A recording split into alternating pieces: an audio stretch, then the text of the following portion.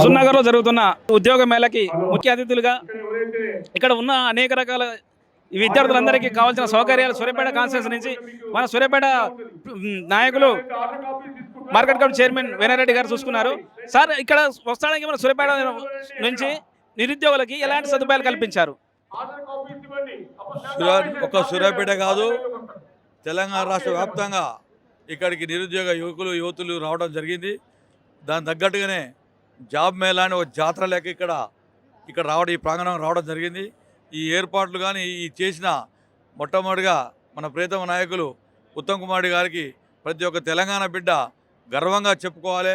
మన ప్రియతమ నాయకులు ఉత్తమ్ కుమార్ గారు సాహసోపేతమైన నిర్ణయం తీసుకొని ఫస్ట్ సొంతంగా చేద్దాం అనుకుని తర్వాత గవర్నమెంట్ సపోర్ట్ తోటి ఈరోజు కలెక్టర్ గారు అయితేంది, పోలీస్ ఎస్పీ గారు అయితేంది, వీరంతా ఇద్దరు కూడా ఒక రెండు పోలీస్ సంఘం అయితే రెవెన్యూ సంఘం అయితే పూర్తి స్థాయిలో మీదేసుకొని ఈ కార్యక్రమం ఒక 1 వీక్ నుంచి మన ఉత్తమ్ కుమార్ గారు 3-4 సార్లు ఇక్కడికి వచ్చి మానిటరింగ్ చేసుకుంటూ బ్రహ్మాండంగా ఈ ప్రోగ్రాం సక్సెస్ చేసే కార్యక్రమం చేపట్టడం జరిగింది.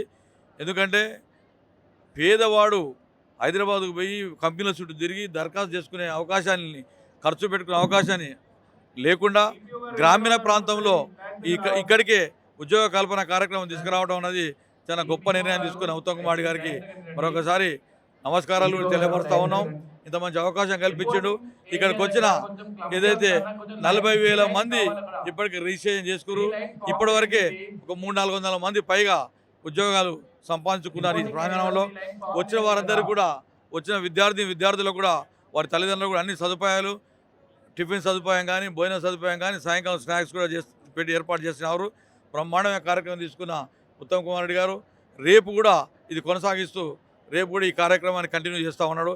రేపే కాదు, రాబోయే రోజుల్లో కూడా ఏదైతే ఇక్కడికి వచ్చిన పిల్లల బయోడేటాలో 5 రెజ్యూమ్లు ఇచ్చినారు. వారి కంపెనీ కాడ వీటి బయోడేటా ఉంటుంది. అవసరమైనప్పుడల్లా కూడా ఆ కంపెనీస్ వీరి సమాచారం ఇచ్చి ఇక్కడ ఉన్న పిల్లలను వాళ్ళు మళ్ళీ కంపెనీలోకి రిక్రూట్ చేసుకుంటారని కూడా సమాచారం ఉత్తమ్ కుమార్ గారి దగ్గర తెలిసింది. పెద్ద కంపెనీలకు ఆహ్వానించి ఇంత మంచి అవకాశం కల్పించిన మన ప్రియతమ నాయకులు ఉత్తమ్ కుమార్ గారికి హృదయపూర్వకంగా నమస్కారాలు తెలియపరుస్తా ఉన్నాం. ఇదే విధంగా భవిష్యత్తులో సూర్యాపేటలో కూడా ఈ కార్యక్రమం పెట్టే ఆలోచన రాత్రి నేను, మా భాస్కర్ అయితేంది, మా ప్రియతమ యువ నాయకులు సర్వోత్తమ గారు అయితేంది, మా కార్యకర్తలు, మా కాంగ్రెస్ పార్టీ టీం అంతా కూడా భవిష్యత్తులో దీంట్లో ఏం జరిగినో చూసి, దీంట్లో సాధక బాధకాలు చూసి రేపు రాబోయే రోజుల్లో మేము కూడా మరో సంవత్సరం అయినా దీన్ని ఇటువంటి పెద్ద ప్రోగ్రాం సూర్యాపేట జిల్లా హెడ్ క్వార్టర్ చేయాలని కూడా మేము ఒక ఆలోచనతో ఉన్నాం. తప్పకుండా మా ప్రియతమ నాయకులు స్వర్గీయ దివంగత మాజీ మంత్రివర్యులు దామోదర్ రెడ్డి గారు ఎల్లవేళ కూడా యువతకు అండగా, యువతకు అన్ని విధాల అవకాశాలు కల్పించాలని వారి జీవితాంతం కూడా యువతను, రైతులను ప్రోత్సహిస్తూ ఎప్పటికప్పుడు ఒక మార్గదర్శకంగా వారి జీవితం యువతకు మార్గదర్శనం, వారి నాయకత్వంలో, వారి ఆధ్వర్యంలో, వారి ఆశీస్సులతోటి తప్పకుండా మా టీం అంతా కూడా సూర్యాపేట ఇటువంటి కార్యక్రమం చేపట్టడానికి ఆలోచన కూడా చేస్తామని కూడా తెలియపరుస్తూ ఉన్నాను. సార్, ఇంత పెద్ద కార్యక్రమానికి దామన లేని లోటు కనిపిస్తుంది కదా? బ్రహ్మాండంగా దామన లేని లోటు బ్రహ్మాండంగా ఉంది. వారి ఫిజికల్గా వారి రూపం కనిపించట్లే కానీ వారి ఆత్మ మొత్తం కూడా ప్రతి ఒక్క కార్యకర్త మీద వారి యొక్క ధైర్యము, వారి యొక్క మాట, వారి యొక్క నడవడిక, వారి యొక్క తీరు ఈ ప్రాంత కాంగ్రెస్ పార్టీ కార్యకర్తల మీద బ్రహ్మాండంగా ఉంది. ఇక్కడ ఎవరు ఆధారపడలేరు. దామోదర్ గారు భౌతికంగా లేడు కానీ ప్రతి ఒక్కరి గుండెల్లో గూడు కట్టుకున్నాడు. ప్రియతమ నాయకులను కూడా తెలియపరుస్తా ఉన్నాం. బీఆర్ఎస్ గవర్నమెంట్ ఈ ఉద్యోగ కల్పనలో చాలా అన్యాయం జరుగుతుందని చెప్పి ఆరోపిస్తారు కదా, చాలా వరకు నేను న్యూస్లో చూసిన ఈరోజు. దీనిపై మీరు ఏమంటారు? అంటే ఇప్పుడు వచ్చి ఇచ్చే ఉద్యోగాలలో సగం చాలా వరకు ఏదో క్రైమ్ జరుగుతుంది, లేకపోతే వాళ్ళకి నచ్చిన వాళ్ళకి ఇచ్చుకుంటారు అని అంటున్నారు కదా, దీనిపై మీరు ఏమంటారు? వాడిని బొందా మాట్లాడడానికి, వాడిని చెప్పుతో కొట్టాలి. వాడిని 10 సంవత్సరాల కాలం టీఆర్ఎస్ పార్టీ ప్రభుత్వం ఏలి ఏదైతే తెలంగాణలో ఏదైతే లోపం జరిగిందో, ఏదైతే ఈ ప్రాంత ప్రజలకు నిధులు, నియామకాలు, ఉద్యోగాలు, నిరుద్యోగ యువతకు ఉపాధి అవకాశాలు కలవలేకపోవడం మనం సొంతంగా మన తెలంగాణ రాష్ట్రాన్ని తెచ్చుకోవాలనే ఒక సదుద్దేశంతో యువత పెద్ద ఎత్తున ఆనాడు తెలంగాణ కావాలని కోరుకున్న తెలంగాణ వస్తే దరిద్రులు 10 సంవత్సరాల కాలంలో ఒక్క ఉద్యోగం కూడా చరిత్ర లేరు. ఎవరైతే ఉద్యోగం చేసే ఉద్యోగస్తులకు కూడా సరైన జీతాలు, సరైన టైంలో ఇవ్వకుండా వారి ఆక్రోశం కూడా మొన్న ఎన్నికల్లో చూపించడం జరిగింది. మా కాంగ్రెస్ పార్టీ ప్రభుత్వం వచ్చినాక ఉద్యోగాలకు కరెక్ట్ టైంలో ఏదైతే జీతాలు మొదటి తారీఖున జీతాలు వేయటం కూడా ఈ 10 సంవత్సరాల నుంచి జరుగుతుందని కూడా తెలియపరుస్తా ఉన్నాం. అదేవిధంగా ఏదైతే ఉద్యోగ ఏదైతే పదవి విరమణ చేసిన వాళ్ళు కూడా వాళ్ళకు కూడా పెన్షన్ కూడా ఇవ్వని దుస్థితి ఆ 10 సంవత్సరాల కాలం జరిగింది. దాని తర్వాత యువతకు ఈ కాంగ్రెస్ పార్టీ ప్రభుత్వం వచ్చినాక మొన్న 70,000 మంది ఉద్యోగస్తుల పైనే మన ముఖ్యమంత్రి గారు అయితే ఉప ముఖ్యమంత్రి గారు అయితే నియామక పత్రాలు నిన్న ఇవ్వడం జరిగింది. అది పత్రికల ద్వారా చూసాం. అది కూడా ఒకసారి గుర్తు చేస్తూ ఉన్నాను. అదేవిధంగా ఏదైతే ప్రమోషన్స్ రాకుండా పీఈటీలు ఎస్జిటీలు ఎంతోమంది ఉన్నా కూడా అందరికీ కూడా ఏఈలు ఇంజనీరింగ్ డిపార్ట్మెంట్ అందరూ కూడా ప్రమోషన్లు కూడా కల్పించిన ఘనత మన కాంగ్రెస్ పార్టీ రేవంత్ రెడ్డి ప్రభుత్వానికి దక్కిందని కూడా తెలియపరుస్తూ ఉన్నాను. ఇప్పుడు సువెన్ కంపెనీ అన్నారు కండి, సువెన్ కంపెనీ ఎప్పుడు చూసినా కానీ ఇలా ఉద్యోగాలు ఖాళీ లేవని చెప్తున్నారు. వాళ్ళు మన సూర్యాపేట స్థానికులకి ఇస్తారా లేకపోతే ఇక్కడ చుట్టుపక్కల మండలంలో వాళ్ళకి ఇస్తారా అంటారు ఉద్యోగాలు? ఉద్యోగం అంటే స్థానికుడు బయటోడు కాదు. ఎవరికైతే స్కిల్ ఉంటుందో ఎవరైతే ఉపయోగం ఉంటుందో ఆ కంపెనీకి సర్వీస్ పని చేయలేస్తాడో వారికి ఉన్న క్వాలిఫికేషన్ ప్రకారం వారికి ఉన్న విద్యార్థి దాని ప్రకారమే వాళ్ళు తీసుకోవడం జరుగుతుంది తప్ప నేను ఇంటికాడ కూర్చుంటా నాది పక్క ఊరు నాకు ఉద్యోగం అంటే ఓడు ఏడు కంపెనీ పెట్టుకుని దివాళీ తీస్తాను కదా పెట్టుకుంది. ఖచ్చితంగా వాళ్ళ కంపెనీ ఈ ప్రాంతంలో మంచిగా దేదీప్యమానంగా వెలగాలంటే సరైన ఉద్యోగస్తులు ఉంటేనే ఆ కంపెనీ నడుస్తారని కూడా తెలియపరుస్తా ఉన్నాం. అన్న ఇప్పుడు ఇందిరా మిల్లులు అనేది ఎంతసేపు ఉన్నా లేని వాళ్ళకి ఇస్తారని చెప్తారు. అయితే మనకు కొన్ని ఊళ్ళలో ఏం జరుగుతుందంటే ఆల్రెడీ ఆస్తులు ఉండి ఆల్రెడీ ఇల్లు వాళ్ళకి మళ్ళీ ఇల్లు ఇస్తున్నారు. నిజమైన అర్హులకి ఇల్లు ఇందిరా మిల్లులు వెళ్తలేదని నాకు తెలిసిన అభిప్రాయ ప్రకారం చెప్తున్నా. దీని మీరు ఏమంటారు? అలాంటివి ఉంటే తప్పకుండా కూడా హౌసింగ్ బోర్డు శాఖ వారు రిపీటెడ్గా రీఎంక్వైరీలు చేసుకుంటూ పోతూ ఉంది.